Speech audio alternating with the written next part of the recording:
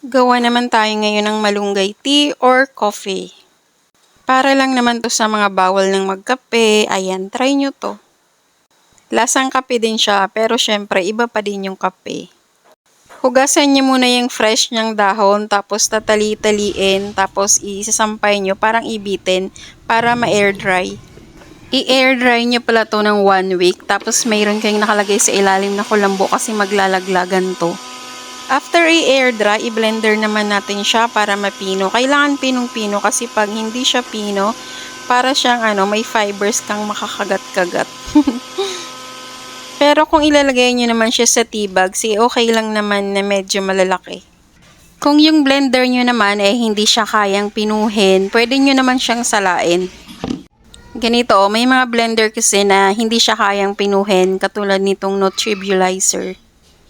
Kaya salain nyo na lang kung gusto nyong makuha yung pino na texture. After i-blender, lulutuin natin siya. Yung tawag yata nila sa Tagalog ay bosa.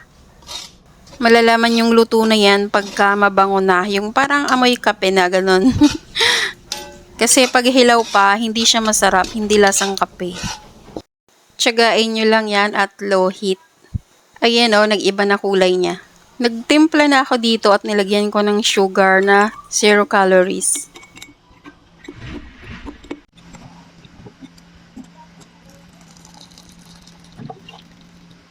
Kaso ang problema niya, hindi natutunaw yung powdered na malunggay. Pero carry lang din naman. Kung ayaw nyo ng may sapal-sapal, kumuha na lang kayo ng tea bags at ilagay nyo sa tea bags. Ganyan katulad ng ginagawa ko. Nag-try na din ako magtimpla ng nakalagay sa tea bags. Ayan. Ibabad nyo lang siya para makuha nyo yung kulay o yung lasa na gusto nyo. Ayan, makikita nyo, mas dark na siya at mukha na siyang kape.